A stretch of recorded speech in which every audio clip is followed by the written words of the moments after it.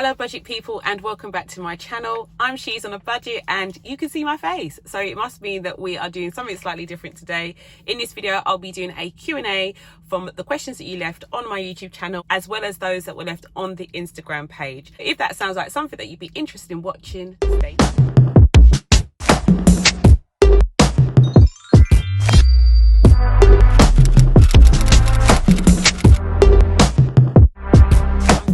That I've managed to finally do this video. This has taken me quite a while to do. I wasn't really sure on how to actually film it, but as you can see, I've chosen to do it in my car on the day that I'm sitting here waiting for my daughter to finish training, and it just seemed like the most natural place for me to do it. I don't know why, but yeah, we've managed to get it done.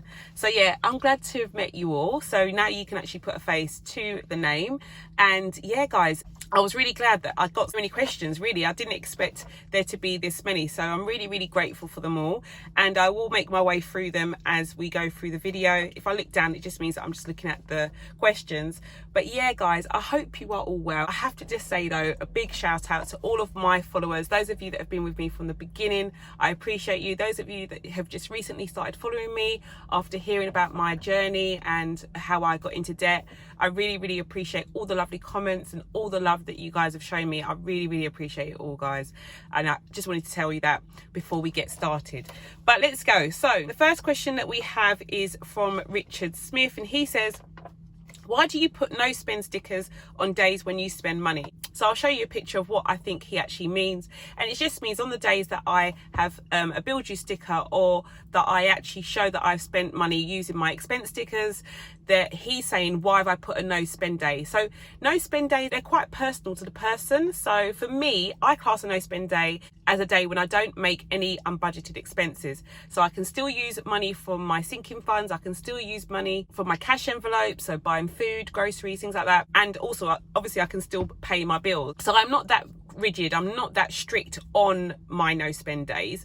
Maybe I'll take it up a notch next month, and maybe I'll try and add in, you know, not using any money from sinking funds and things like that. But I feel like my sinking funds, they're emergency based sinking funds. So if my car breaks down, I don't want to sit back and have to think, oh well, it's meant to be a no spend day. So yeah, you have to kind of tread lightly and do what you think works for you.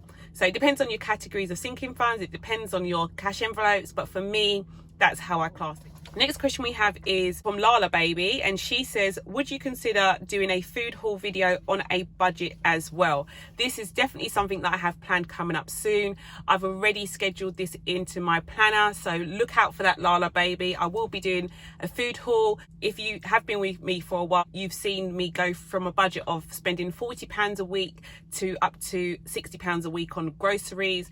And yeah, I want to show you at both ends of the scale how you can actually do that, guys. So yeah, look out for that food haul video. The next question is from Carolyn Allen, and she says, what were the challenges of opening your Etsy store, and has it been hard to get supplies and your budget planner?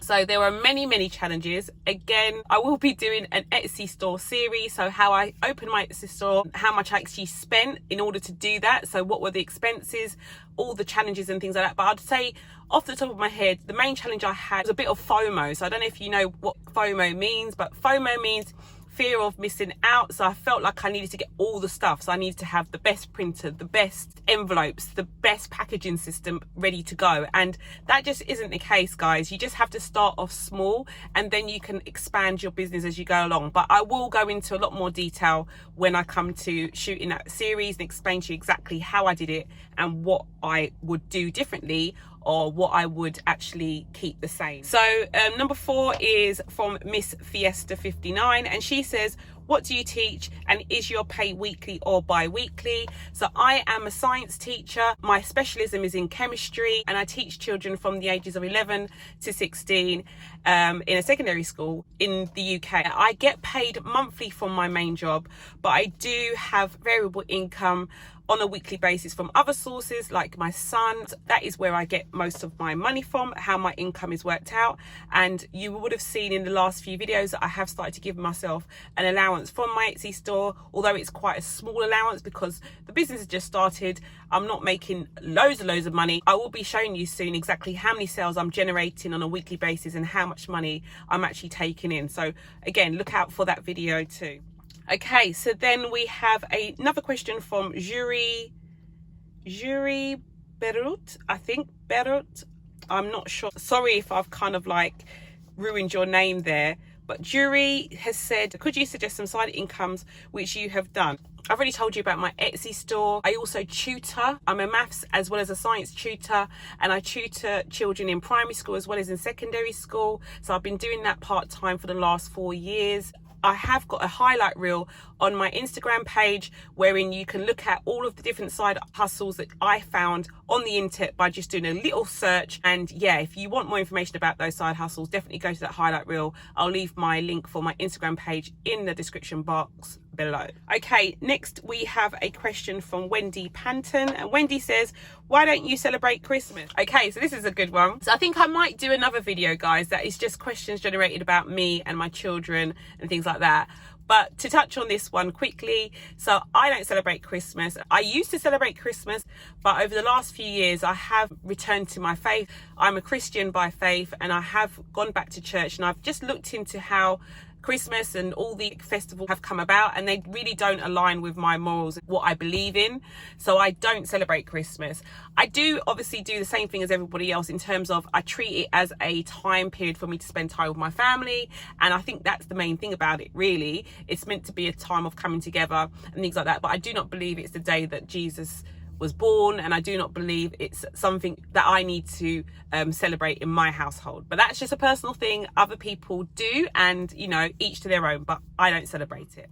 Number 7 is, are your children into budgeting as yourself? And this is a question from Black Girl Budgeting, and yes, they are. I mean, my children are still quite young. My son is 21, Jada is 18, and Nevaeh is 11. So the younger two, not so much. Jada is still dependent on me, even though she's 18, but she doesn't work. She's a full-time athlete. As you've recently seen, she's just finished her A-level, so she doesn't work. She does generate some sponsorship money and things like that to help her with her sport.